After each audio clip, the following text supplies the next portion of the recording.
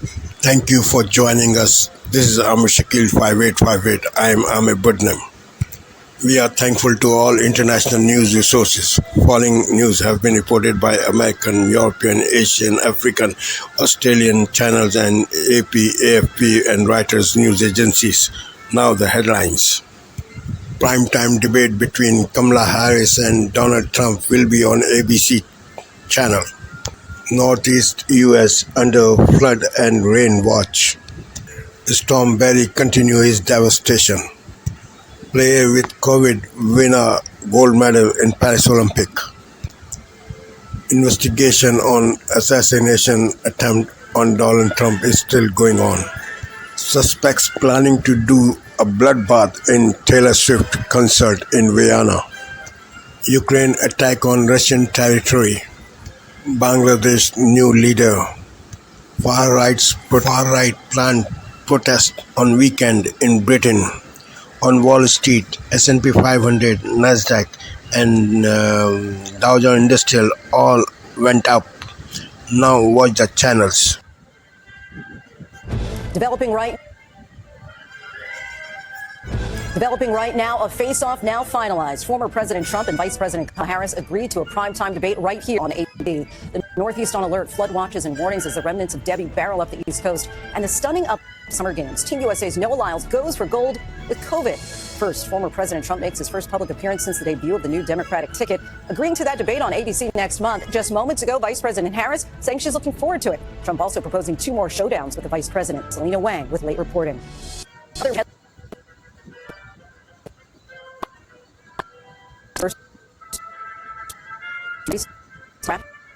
Washington, D.C., Philadelphia, right up into New York City, all bracing for heavy rain. Kendo reports from the storm zone. Our weather team times it all out. That shocking moment at the Summer Games, Team USA's Noah Lyles comes up short in his best event, seen winded before leaving the track in a wheelchair. Lyles later revealing he is battling COVID. James Longman standing by in Paris. The dramatic new body camera video from the attempted assassination of Donald Trump. Fire. Aaron Katursky reports. The chilling new details in the alleged terrorist plot targeting Taylor Swift concerts overseas. Authorities are now questioning a third teenager. The reported confession. What authorities now say the suspects were planning to do. Tragedy in the water. An athlete appears to drown after vanishing during a swim event at the CrossFit Games in Texas. Helpless spectators looking on in horror. Chaos on a Florida beach. A dust devil turns beach umbrellas into missiles. And America strong tonight, 1 year after the devastating fires on Maui. A community still rising from the ashes.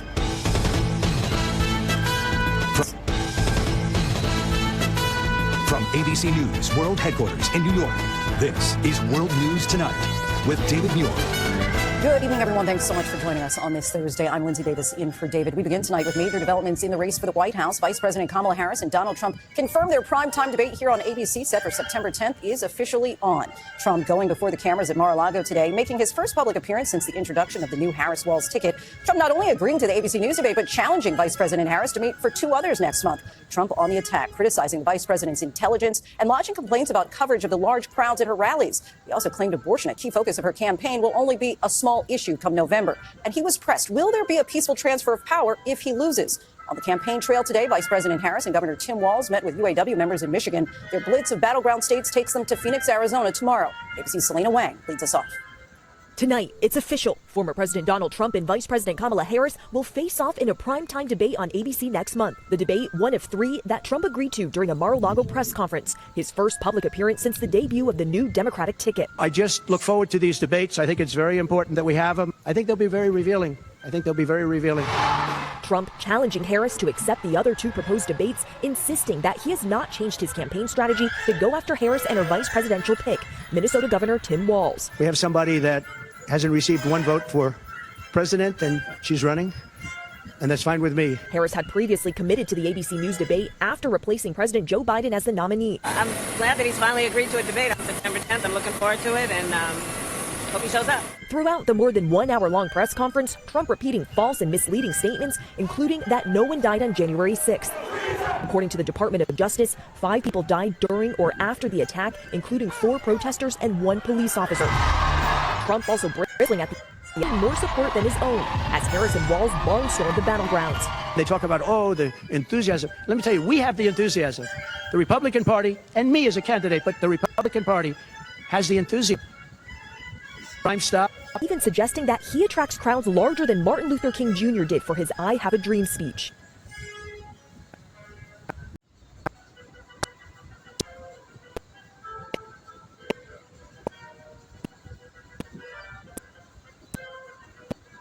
Honest elections. President saying he's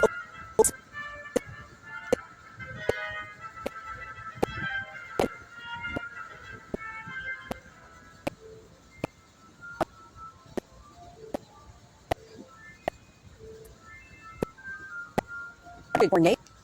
The armed person would have turned touchdown and is expected from Washington, D.C.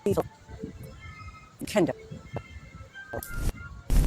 Tonight, as heavy marches up the East Coast, the death toll is rising and the roads are treacherous.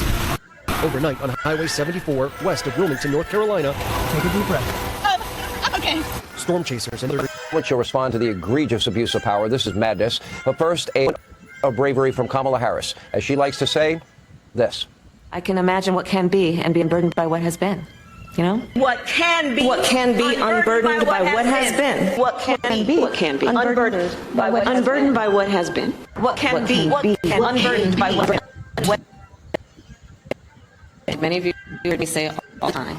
Let us remain focused on what can be, unburdened by what has been. What can be unburdened by what has been. The vice president anxiously walked, toward her doting fans in the media mob for a little over a minute. And wow, without any help from a teleprompter. And somehow she managed to talk ever so briefly to the state-run Pravda media mob. Now, it was only the second time since her coronation that Kamala actually summoned a little courage to speak off script, and the very first time she has answered any questions about her campaign. But don't expect to see much from the vice president off a script moving forward. Kamala said she might participate in one sit-down interview sometime before the end of the month, probably with the conspiracy theorist Rachel Maddow, if we're lucky. Take a look. There's been a lot of questions about when you're going to sit down for your first interview since being the nominee. I've talked to my team. I want us to get an interview scheduled before the end of the month. Great job. What can be. It's August the 8th. So let's get this straight. She's going to need total, 7 weeks of preparation for one interview? One press conference? One gaggle? Why not sit down for an entire interview tomorrow? I guess she's not capable. According to the Daily Mail, Kamala's latest solo press conference was on December 2nd, 2023. And that one wasn't very long. That was a whopping 12 minutes, and she took 6 questions. Probably she knew about them in advance. Now, of course, a lot has happened since December of 2023, but Kamala has been unable or unwilling to answer any questions until today. If you consider that answering questions, her unscripted and uncomfortable minute of dialogue today was not by choice. Over the past week, Kamala has been humiliated by both Donald Trump and J.D. Vance. In fact, the first person to take questions from Kamala's press pool, well, that was actually J.D. Vance on the tarmac right there in front of Air Force Two, while Kamala just was a few yards away. She was busy.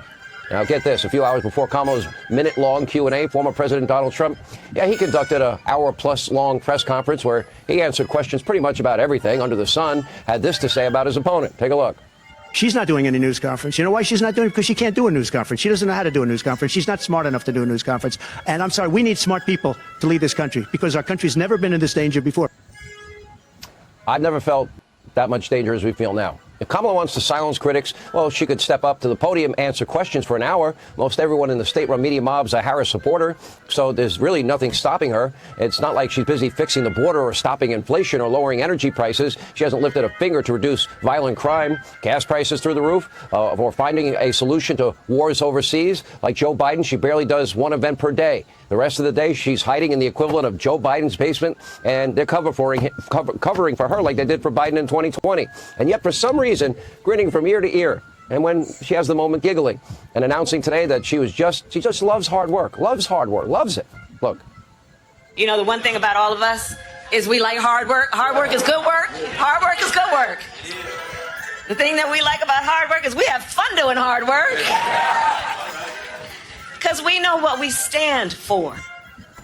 Well, her very own staff, they paint a very different picture. Quote, Kamala Harris is a clueless bully who refuses to do her homework. Remember, 90% turnover rate? But there's also another reason Kamala is unwilling to speak off script. She is running from her own radical, extreme, dangerous, deadly in some cases record. Now, both Kamala and her socialist running mate, they have taken the most radical positions on literally everything. They're getting a pass from the state-run Pravda media mob, but they want to ban fracking and drilling. They want to defund the police, dismantle it, reimagine it. They want to abolish ICE. She compared it to the KKK. They want to totally decriminalize all illegal immigration. They support open borders and free education, health care, housing, and driver's licenses for illegals. They support the insane $93 trillion Green New Deal, the redistribution of wealth scam of all scams, in favor of raising taxes 70 to 80%. They support gun confiscation. They want to protect, sex change surgeries and puberty blockers for young kids, even without parental consent in the case of walls. They want to criminalize speech that they find uncomfortable. They have supported all of these insane policies for years. Abortion up to the moment of birth. In fact, according to FoxNews.com, Walz even supported a plan to curb Social Security payments and increase the retirement age. Meanwhile, Donald Trump wants to end tax on Social Security, said he won't ever cut Social Security, and he won't tax tips for workers. So she's going after old people, and she thinks if you're 18 to 24, you're dumb. Really dumb. That's why they put you in dormitories with RAs. Now, it's a different story for Harris and Walz, only now they have suddenly and miraculously experienced what we call an election year conversion, or at least that's what their staffers are saying behind closed doors. Now, Kamala won't actually say where she's standing on all the controversial issues she's taken in the past. Now, if she says she changed them, that would mean she changed them only when she was became the presumptive Democratic nominee. Now, that would be a completely dishonest lie. Election year conversion. Her positions are not even listed on her campaign website. Very unprecedented. And speaking of the campaign website, only a few days after her running mate was accused of embellishing his service in the National Guard, the Harris campaign, they were now forced to change Walz's biography to reflect the true story. Now, good evening, I'm Amna Navaz. And I'm Jeff Bennett. On the NewsHour tonight, former President Donald Trump reverses course and agrees to debate Vice President Kamala Harris, who's gaining in the polls. A look at the stakes in the changing electoral map. Former House Speaker Nancy Pelosi discusses her new book and weighs in on Democrats' chances of victory in the upcoming election. We felt confident before what happened the last 3 weeks, but after that, and since this new campaign, members are even more encouraged. And 1 year after fires devastated parts of Hawaii, residents there are rebuilding, but still see a long road ahead. From viewers like you. Thank you. Welcome to the NewsHour. A debate has been set between former President Trump and Vice President Harris. ABC News says it will host the two candidates in a head-to-head matchup on September 10th. Now to the day's other headlines, starting with the latest on what is now Tropical Depression Debbie. The slow-moving cyclone returned to shore, hitting the Carolinas today. It's expected to remain inland as it moves up the East Coast, where it could dump several inches of rain as far north as Vermont by this weekend. Officials in North Carolina said today a seventh person was killed when a tornado hit Wilson County, that's east of Raleigh. It tore through this middle school overnight, and residents woke up to a scene of destruction. You could tell it changed from heavy rain to something else. And when we came out, we found out that it had damaged the school. But it was so dark because all the yard lights were out. You really couldn't tell how badly it was damaged until the sun came up this morning. And it's just, it's a mess. Meantime, neighborhoods in Florida, like this one in Sarasota, are still submerged in floodwaters 3 days after Debbie drenched the peninsula. Thousands of Floridians are still without power. Federal food officials say a third person has died from a listeria outbreak linked to Boar's Head deli meats. 43 others have fallen ill. Late last month, Boar's Head recalled 7 million pounds of deli meats after a liverwurst sample in Maryland tested positive for listeria. That included more than 70 products, including liverwurst, ham, beef, salami, and bologna. Consumers should not eat the recalled meats and should instead discard them or return them to a store. Experts also advise people to thoroughly clean and sanitize their refrigerators to prevent contamination. Turning now to the Middle East, Israel has ordered more mass evacuations in the Gazan city of Khan Yunis. The IDF says it will carry out military operations there soon in response to recent Palestinian rocket fire. Large clouds of smoke rose from the city today following the sound of explosions. That's as thousands of Gazans packed up and left. Many were not sure where to go. The situation is that the army called and warned us and sent leaflets, so we left the area, which was already full of displaced Gazans. There are no homes left to stay at. To the north, Israeli airstrikes hit 2 schools near Gaza City today. Palestinian medics say the buildings were sheltering civilians, and at least 16 people were killed. Israel says Hamas fighters were using the schools as command centers. Bystanders rushed to the scene of one attack and combed through the rubble. Amateur video shows medics carrying children to a nearby hospital. On Wall Street, stocks surge after a reassuring report on the U.S. jobs market. The Dow Jones Industrial Average jumped nearly 700 points on the day. The NASDAQ added 464 points, or nearly 3%. The S&P 500 posted its best session since late 2022. It was a big night on the track at the Paris Olympics. And spoiler alert, that includes an upset in the men's 200-meter final. Team USA's decorated sprinter Noah Lyles finished third and fell to the ground after crossing the finish line. He was carried away by medics. It was revealed later that he has COVID. Elsewhere, Sydney McLaughlin-Lavroni defended her gold in the 400-meter hurdle final, beating her own world record in the process. On the men's side, hurdler Grant Holloway won gold in the 110-meter final. Those showings helped the U.S. maintain its lead atop the medal board, with 103 medals overall. And Katie Ledecky has been selected as a flag bearer for Sunday's closing ceremonies. She became the most decorated U.S. women's Olympian of all time in Paris with 14 career medals. She'll be joined by gold medal winning rower Nick Mead. And as we find ourselves in the throes of a heated presidential race, we take a moment now to mark 50 years since Richard Nixon became the first and only American president to step down. Nixon, of course, had been caught up in the Watergate scandal. He initially denied any involvement in the 1972 break-in at the Democratic National Committee headquarters. But ties between his White House and those responsible eventually emerged. Congressional hearings followed, and Nixon himself was implicated in the cover-up effort. That led to impeachment hearings and finally his address to the nation on August 8, 1974. Therefore, I shall resign the presidency effective at noon tomorrow. His departure closed the chapter on the scandal, but opened up a new era of cynicism and mistrust of government in America. Just a month after leaving office, Richard Nixon was pardoned by his successor, President Gerald Ford. Still to come on the NewsHour, where recovery efforts stand 1 year after Hawaii's destructive fires. Investigators provide new details about the terror plots that forced Taylor Swift concerts to be canceled. And what's happened to homeless Parisians during this year's Olympics. This on ABC iView. I'm Catherine Robinson. I'll have more on our top stories coming up on the ABC News Channel.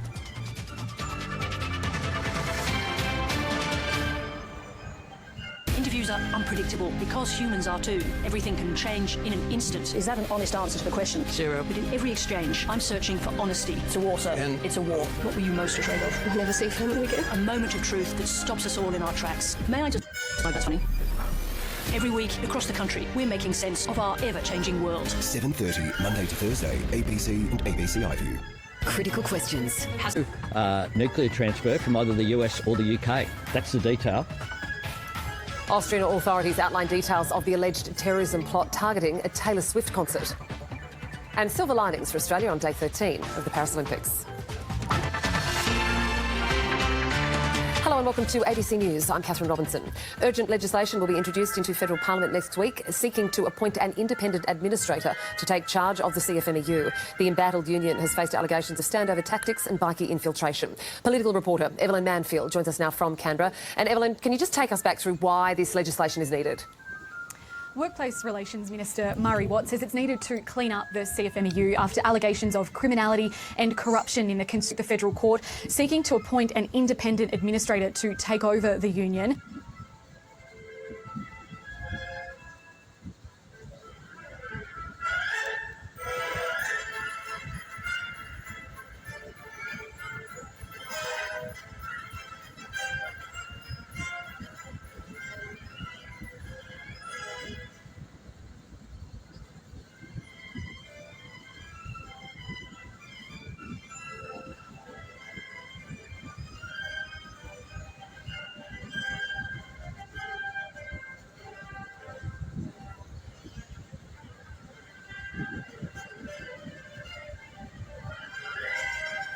Welcome to Democracy Now!, democracynow.org, The War and Peace Report. I'm Amy Goodman. The World Health Organization has announced plans to send 1.2 million polio vaccine doses to Gaza amidst fears of a polio outbreak after the virus was detected in wastewater. Over the past 10 months, Israel's destroyed all of Gaza's wastewater treatment plants and most of Gaza's sewage pumps. The WHO says it's aiming to vaccinate 600,000 Palestinian children under the age of 8. The WHO repeated its call for a ceasefire, saying its medical staff need absolute freedom of movement to administer the vaccines. This all comes as Israel's killed at least 27 more Palestinians in central and southern Gaza in what Al Jazeera called a, quote, especially bloody day. The dead included Nadi Salot, who worked with the humanitarian group World Central Kitchen. In April, a series of Israeli airstrikes killed 7 other workers at World Central Kitchen. One Israeli airstrike killed and wounded several displaced Palestinians in Deir al-Balah. The missile fell, and the explosion was huge. In front of me, there was about 15 to 20 wounded people. The majority of them had their legs dismembered, their legs amputated. After that hit, I went with my neighbor whose leg was dismembered. I went with him in the ambulance to Al-Aqsa Martyrs Hospital. When we were at Al-Aqsa Martyrs Hospital, they hit the second strike. We came this morning, as you can see, to this destruction. We did not expect the strike to be this powerful and in this magnitude. The scene makes you want to cry. Children were fleeing. It was like the end of the world. The pictures speak louder than words. In more news on Gaza, Turkey's formally asked to join South Africa's genocide lawsuit against Israel at the International Court of Justice. In election news in the United States, Kamala Harris and Tim Walz held rallies in Michigan and Wisconsin Wednesday, as Republican VP candidate J.D. Vance also attended competing events in both states. This is Governor Walz speaking at the Democratic campaign rally in Eau Claire, Wisconsin. In Minnesota, just like in Wisconsin, we respect our neighbors and the personal choices they make.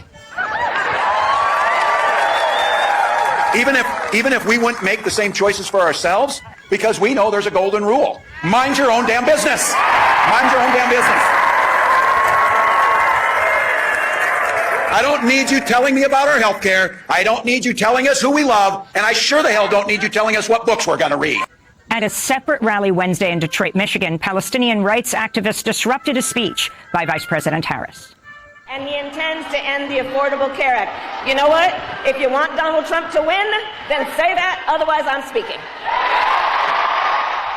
The protesters were chanting, "Kamala, Kamala, you can't hide. We won't vote for genocide."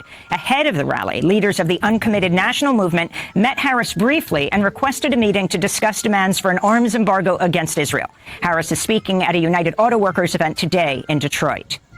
Utah's enacted a ban on 13 books, 12 of them written by women, ordering their removal from public schools and libraries. PEN America says Utah's move is the first statewide book ban. It includes the books Forever by Judy Blume, Oryx and Crake by Margaret Atwood, Milk and Honey by Rupi Kaur, and 6 books by Sarah J. Maas, a popular young adult author.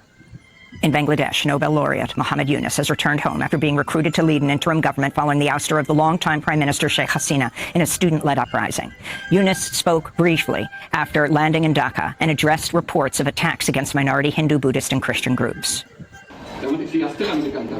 Our first order of business should be to restore law and order. Until that is taken care of, we will not be able to proceed to further improve the situation. You have shown faith in me, and the students here have reassured me to carry out that duty.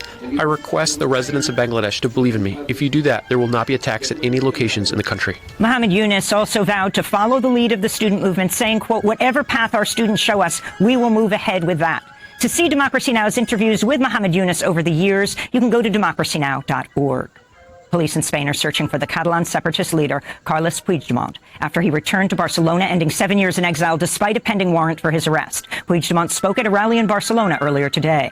Over the years, they persecuted us for listening to the voice of the people of Catalonia.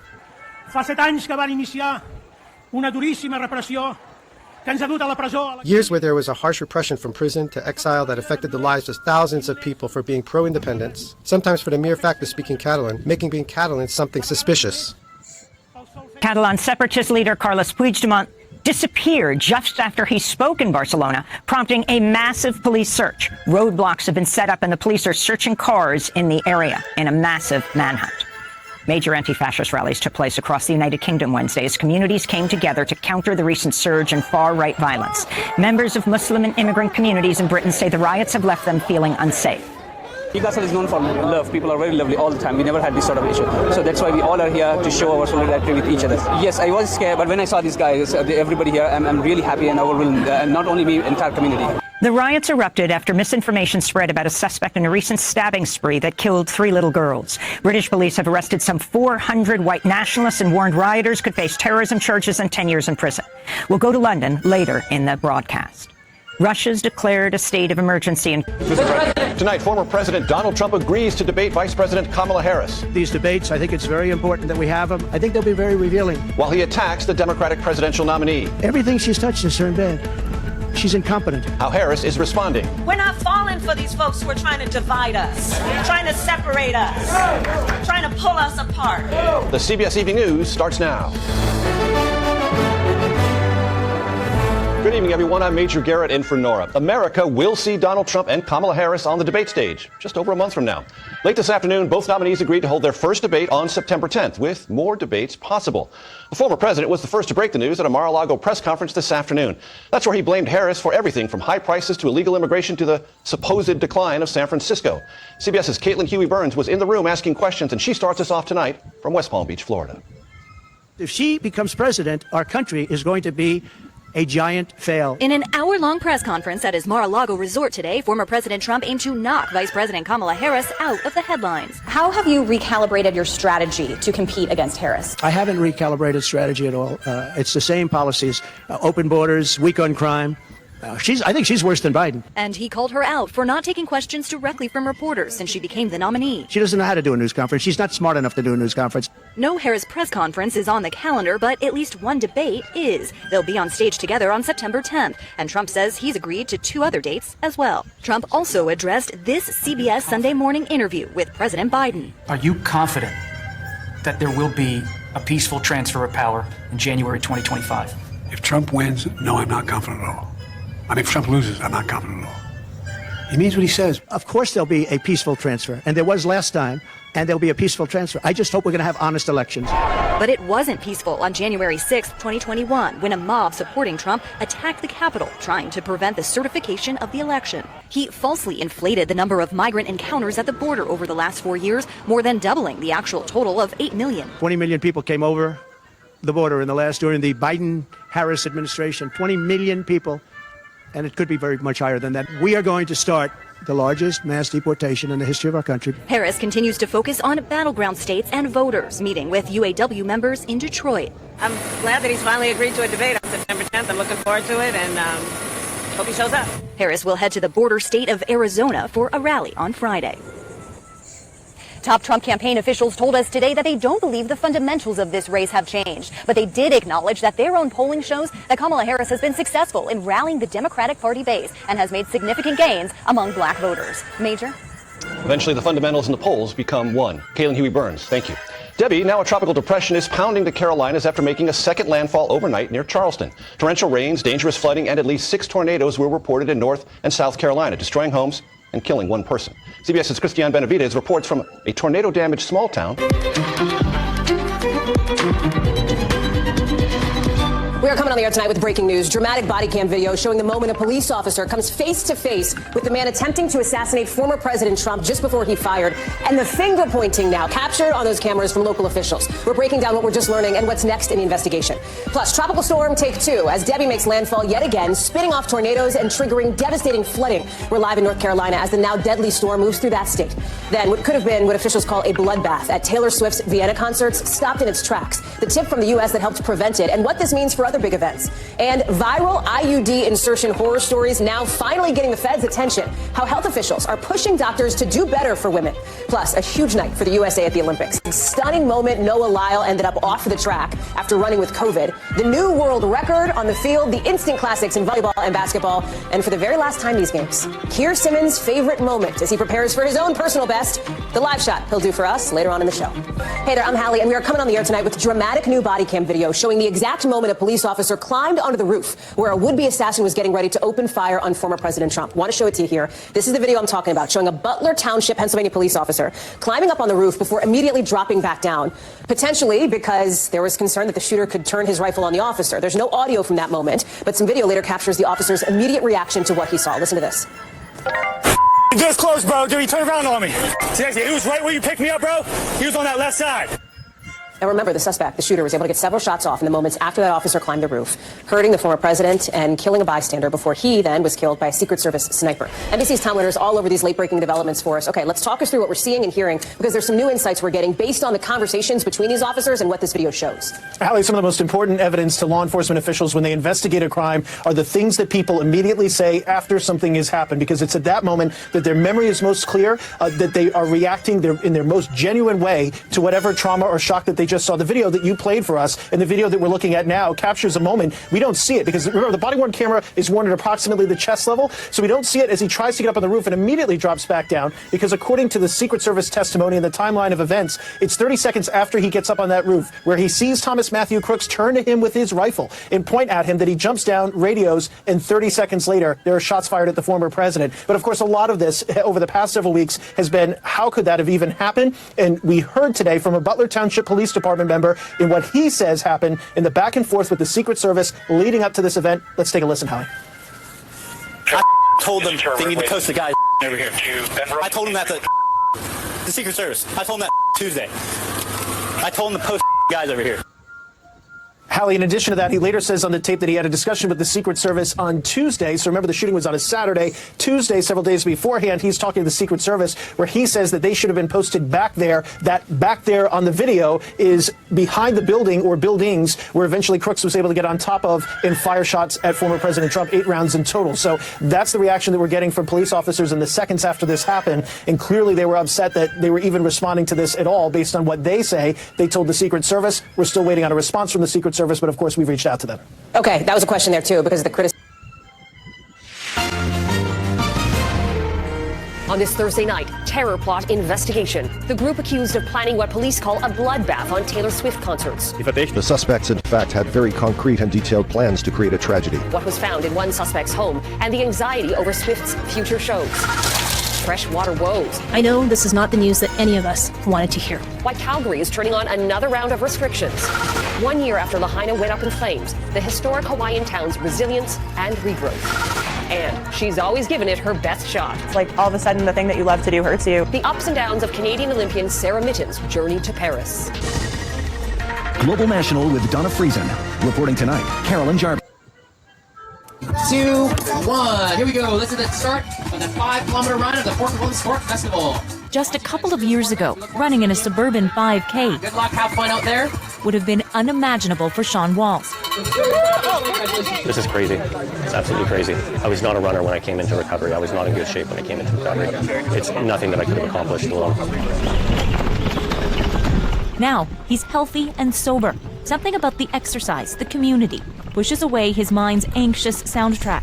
As he runs, Wall's thoughts are simple. One more step, one more step, one more step, one more step. It's working. Walls hasn't touched crystal meth or booze for 2 years. We got a couple runs going. This is how it started. The Run Club at Union Gospel Mission. Men in recovery run or walk 3 times a week. You're a lot stronger than you think. And as you put your mind to something, you can overcome. So, that being said, let's go. Have a great day. It's part of a residential treatment program in the heart of Vancouver's downtown east side. We'll go as far as you can. No problem. Okay. We aren't showing the faces of men currently in treatment. It's a vulnerable time. When Walls first showed up, he was a mess. What did that look like? That looked like unemployed, homeless, charges, psychosis, in the space of about 6 months. Downhill, fast. Walls is 49. He got heavy into meth a decade ago. Tried to get clean a couple of times. It didn't stick. UGM was his 3rd rehab program. What is different this time? I think this time around it's a focus on my physical health, something that I found with the running group. You run a little bit and you walk a little bit. When I first started, the very first interval is 1 minute of running, 2 minutes of walking. You do that 8 times. I couldn't do it 6 times. I couldn't run for 6 minutes with breaks in between. What did it feel like trying to run for 6 minutes? Frustrating, difficult, surprised I was that out of shape. Following the program, I was able to build stamina and build stamina and build stamina. Now I'm running about 40 minutes at a time. Make no mistake, though, this isn't fun for Walls. What did it feel like out there today? Like it usually feels. It's a lot of work. I don't enjoy running. I enjoy having run. Yeah. So this moment, This moment, this is what feels. Yeah. the joy is here. Yeah. I'm going to cross the street here. It's often tough. We joined Walls on an early morning run this summer. He's with coach and recovery counselor Jeremy Woke. Just let me know how you're feeling, okay? Not good. Yeah. Do you need to stop? Huh? Do you need to stop? The goal is 10K, but Walls feels nauseous. You okay? What do you think? Continue? I'll keep running. Okay. I mean, I don't think I'm going to puke in the street, but that's fair. I don't feel good. Yeah, no, I hear you. With unstable weather in the forecast, the next few days could be challenging for BC wildfire crews. As CTV's Ben Milger reports, the potential for lightning strikes and high winds could start many new fires and fan the flames of those already burning. The BC Wildfire Service attacks the Holcar mountain fire from the air with 5 helicopters and from the ground with more than 81 people on the front lines. The lightning-caused fire has already scorched more than 7 square kilometers and prompted a number of evacuation orders and alerts. We have had experiences where these fires can blow up very quickly, so we really want people to be prepared, to stay vigilant. We have our eyes on the fire. Of the nearly 350 active wildfires in BC right now, 90% have been caused by lightning. With more thunderstorms coming for parts of the southern interior, the BC Wildfire Service expects more weather-related starts, and it's urging people to be cautious so human-caused fires don't add to the total. Just really encourage people to be diligent and exercise that common sense, particularly while they're recreating in the backcountry. It's a really important time to stay aware of those local conditions. 7 of the active fires are considered wildfires of note, including the Calcite Creek fire, which is burning on both sides of the BC-Washington border, and the Shetland Creek fire, which has been burning for nearly a month. Some evacuation orders for that fire have been downgraded or rescinded, but given the forecast, the Thompson-Nicola Regional District is urging people to remain cautious. We do expect this weekend to be fairly challenging. A lot of unstable weather coming for many parts of the province, particularly looking at our region. Wildfire crews and those in the danger zone will be watching closely in the days ahead, hoping the weather doesn't fan the flames and push them closer to communities and infrastructure. Ben Milger, CTV News, Vancouver. Follow me here for breaking news and stories from Southeast Asia on France 24. Matt Hunt, one of the 200 France 24 correspondents around the world.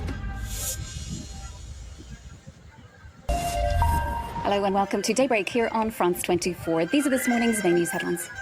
As Russian forces battle Ukrainian troops on their own home soil for a 4th day, authorities are moving people from their homes in the western Lipetsk region following what's being described as a massive attack by Ukrainian drones. We'll get the very latest from our correspondent in Ukraine, Emmanuel Shaz. He's vowing to uphold, support and protect the Constitution. Nobel laureate Muhammad Yunus takes the oath of office as head of Bangladesh's interim government. And campaign showdown. After recently backing out, Donald Trump commits to debating his Democratic rival, US Vice President Kamala Harris. It's rebroadcast by ABC News on the 10th of September.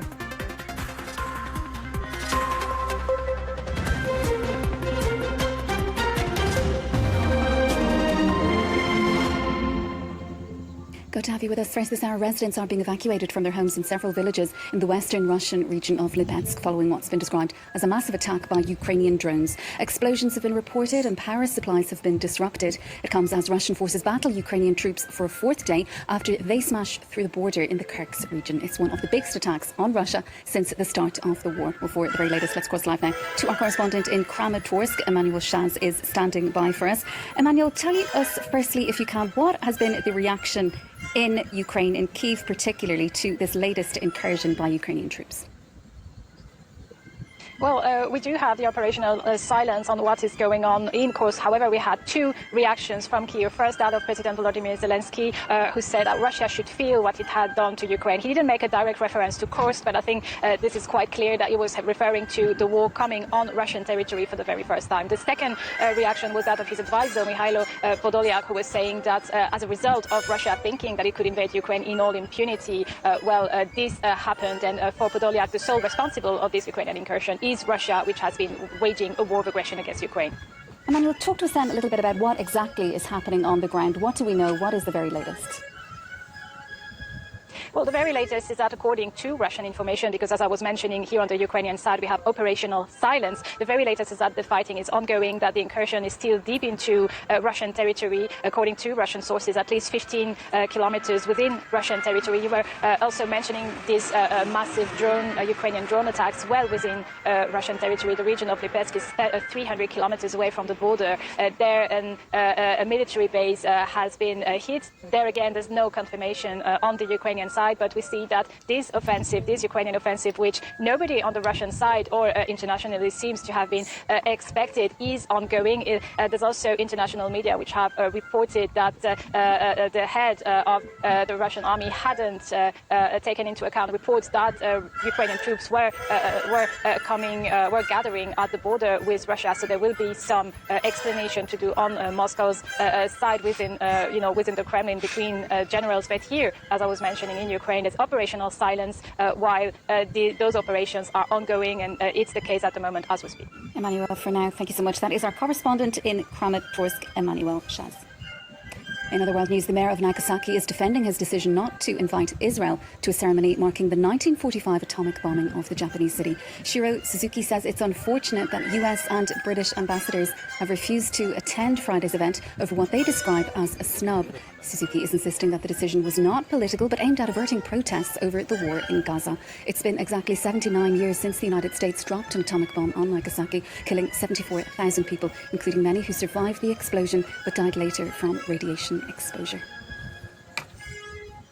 Well, next to ongoing efforts to reach a ceasefire in Gaza, both sides in the war have been invited to resume truce talks next week as regional tensions continue to soar. Israel has agreed to attend. Mediators, meanwhile, say that a framework agreement is now on the table. It comes as more than 18 people were killed in strikes on 2 schools in Gaza and as Iran accused Israel of trying to fuel tensions in the Middle East. Cami Knight has the details. In eastern Gaza City, Palestinians frantically search through the rubble, looking for survivors. Others rush the injured to the closest functioning hospital. It's the result of an Israeli strike on a school where displaced Palestinians had been seeking refuge, a building the Israeli military says was a Hamas command centre. Are these your targets, Netanyahu? Children? God is our witness. This boy was playing in the Abdel Fattah school. He's an innocent child. They say we are terrorists. Look what Netanyahu is doing. Look at what he's doing to the Arab world. That school was just one of 2 targeted that day, with several people killed and dozens more injured as a result. Meanwhile, further south, the Israeli military ordered the mass evacuation of an area of eastern Khan Yunis, Gaza's second largest city. But most people there are already displaced. They've been on the move for months and have nowhere to go. We were sitting in our homes, in a tent, when they demolished it and demanded that we leave. Now, we are leaving based on the orders of the Israeli army. We don't know where we're going, and we have sick and disabled people with us. Where can we go? As the situation on the ground worsens, Qatari, Egyptian and US leaders have called on Israel and Hamas to resume urgent talks to bridge remaining gaps in the proposed ceasefire deal. They've put forward the 15th of August in Doha or in Cairo. Nobel laureate Muhammad Yunus has been sworn in as Bangladesh's interim leader following the resignation of former Prime Minister Sheikh Hasina. She fled to India this week after weeks of student protests over job quotas grew into an uprising against her increasingly autocratic 15-year rule. Well, for the very latest, we spoke a short time ago with France 24's Navidita Kumari. She's on the ground in the capital, Dhaka. There is a sense of positivity and hope a day after Muhammad Yunus was sworn in as the chief advisor of the interim government. After what the country has gone through in the last few weeks, the violence, the killings of number of protesters here, what people want is some order and peace from Muhammad Yunus. They see optimism in him. Last night, along with Muhammad Yunus, 13 other members of cabinet also took oath ceremony. This group is diverse. Experts coming from different fields. There are some economists, ex-bureaucrats, women leaders, members of minority communities, and also 2 leaders from the students' movement. But they all have one thing in common. No one has any experience in politics. So what the people want from Muhammad Yunus is to establish law and order as soon as possible. And they are very optimistic about him. And he's vowing to uphold, support and protect the Constitution meanwhile. Just talk to us about some of the challenges that lie ahead for Bangladesh. There is anarchy in the country ever since Sheikh Hasina resigned and fled the country. There are reports of robberies, looting, burning of houses of members of minority communities and also those close to Hasina. Across the country these reports are coming from, but also from here in Dhaka. Several neighborhoods are on high alert. People are spending sleepless nights since a couple of days. There are reports of burning and looting even from the capital as well. So people are really, they feel helpless because there is no police in the country right now. They don't know where to go, who to reach out to complain against these criminal activities. And also here on the roads, you can see the traffic is being controlled by student volunteers. They have no experience, but they're just trying to put some order. They're also guarding public spaces as there have been reports of attacks on cultural centers, libraries, museums. So the major task ahead of Muhammad Yunus is to establish as fast as he can, some normalcy, some sense of peace and security to the people before he takes on other goals on his to-do list and, bring this country to normalcy. Navidita Kamari reporting for us there a little earlier. Well, a manhunt is underway in the Spanish city of Barcelona for the political fugitive Carles Puigdemont. He's made a sensational return to his home country and an equally sensational getaway after giving a speech with the alleged help of local police officers. It's been nearly 7 years since the former regional leader fled Spain. He's wanted in connection with the failed Catalan independence bid of 2017. His supporters have this morning posted online that he is now safe, sound and, above all, free. In other world news, ABC News is set to host the first official showdown between the contenders for the White House. Donald Trump has recommitted to debating Vice President Kamala Harris after recently backing out. During a lengthy news conference, he also taunted his new rival and lashed out at questions about the enthusiasm her campaign has been generating. The widely anticipated face-off 10th of September. With the details, here's Liz Cummins. After backing out from a debate with Kamala Harris, Donald Trump has taken on the challenge again, agreeing to face the vice president on an ABC News debate on September 10th. It will be their first face-to-face matchup in what polls shows a very tight presidential race. She hasn't done an interview. She can't do an interview. She's barely competent, and she can't. Western states. Let's turn now to the latest from the Olympics. In athletics, sprinter Noah Lyles revealed that he had COVID after missing out on another gold medal for the US on Thursday. Elsewhere, local basketball star Victor Wembanyama moved closer to his dream of a first Olympic gold after helping France beat Germany to set up a final against the Americans. And in handball, host nation and defending champions France squeezed past Sweden with a nail-biting 31-28 overtime victory to reach the final of the women's tournament. With a roundup of all the day's action, here's our sports reporter Selena Sykes. There was a surprise result in the men's 200-metre final as Letsal Boho from Botswana becomes the first ever African to win a gold at the Olympics in the event. He stunned Noah Lyles and denied him from his historic sprinter double that he was trying to achieve. The American instead had to settle for bronze like 3 years ago in Tokyo. It was revealed after the race that he had tested positive for COVID. His compatriot Kenneth Benarek got a silver. Elsewhere at the Stade de France, it was Sydney McLaughlin-Levron who smashed her own world record to retain her Olympic gold in the women's 400-metre hurdles. It was her compatriot Anna Cockrell who got silver and Dutch woman Femke Bol with the bronze. Elsewhere for the hosts France, it was a good day with a gold for Benjamin Thomas at the Velodrome in the Omnium, winning that race, as well as silvers in kitefoil and boxing, while all eyes will be on Bercy for Saturday night because Victor Wembanyama and the rest of the French basketball team beat Germany in the semi-final to book their place in the final on Saturday night, which will be against all the NBA stars from Team USA. Selena Sykes reporting for us there last night. Well, that is it from us for now. Do stay with us, though, for more world news here on France 24.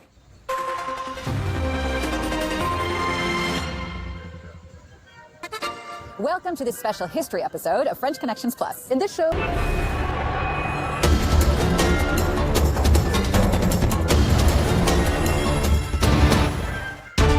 Issa Hayatou, former CAF president and a giant of African football, has passed away in Paris at the age of 77.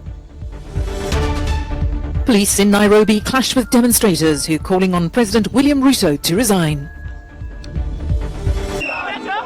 More protests in the Kenyan capital as businesses in Nairobi remain closed and demonstrators clashed with the police on Thursday.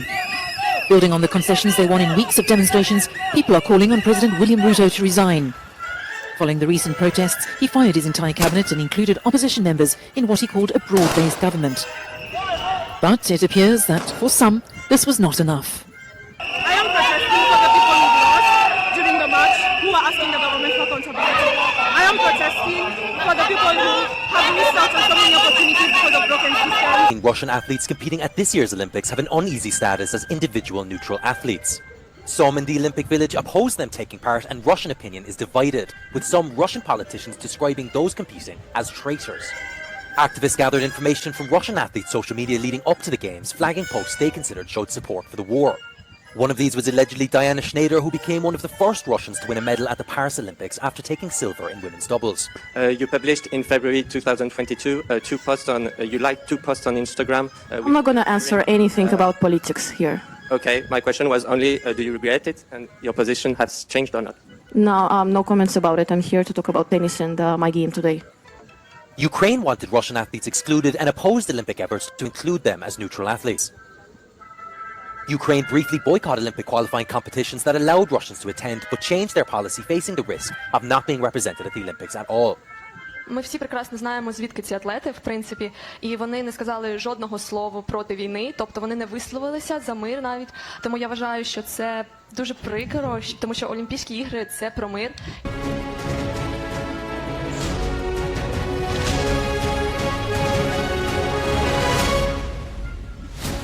Hello, a very good morning. It's 7 o'clock. Coming up on today's show, Sky News speaks to a young woman kidnapped by Islamic State when she was just 14 and was sold into slavery. The Prime Minister warns police they need to remain on high alert for further trouble this weekend. Plus, Noah Lyles missed the chance to match Usain Bolt and claim the Olympic sprint double after he tested positive for COVID-19 2 days before the 200-metre final. It's Friday, the 9th of August. Yazidi survivors say few have been held accountable for the horrific killings and torture they suffered, as thousands remain missing. They know their names, they've got pictures of them. They just can't find them, and no one is really looking serious. Russia evacuates villages in Lipetsk as it continues to battle Ukrainian troops in the neighbouring Kursk region. Infant mortality rates are rising and are twice as high in the most deprived areas of England.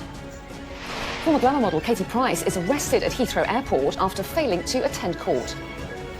And all eyes will be on Team GB's Katarina Johnson-Thompson in the Stade de France today as she goes for gold in the heptathlon.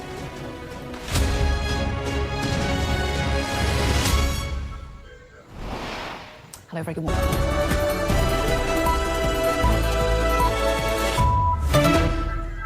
You're watching DW News, coming to you live from Berlin.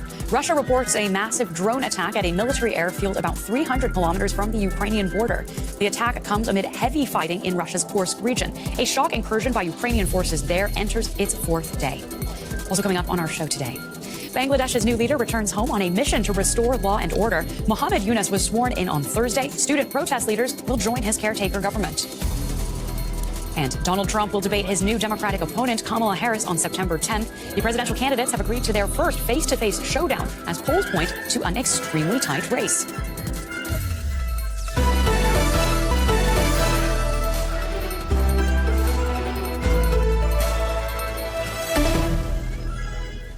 I'm Claire Richardson. Thank you very much for joining us. Russian officials have reported a fire at a military airfield after a massive overnight drone attack. The base, located nearly 300 kilometers from the Ukrainian border in the Lipetsk region. Now, the attack comes as Russia fights to push back Ukrainian troops closer to the border near Kursk. Moscow says at least 1,000 Ukrainian troops entered Russian territory there on Tuesday. Now, a senior advisor to President Zelensky appears to have confirmed that Ukraine was behind the attack. He said any escalation was due to the unequivocal aggression of Russia. And Zelensky himself also said it was clear that Ukrainian forces know how to surprise.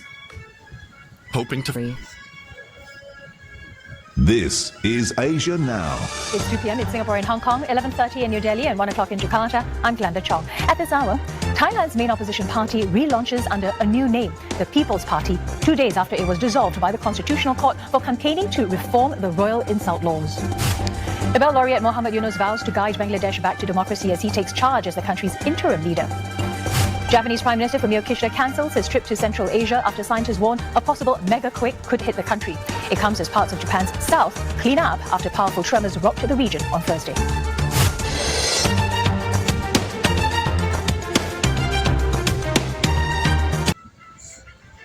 Thank you for watching and privilege of your time.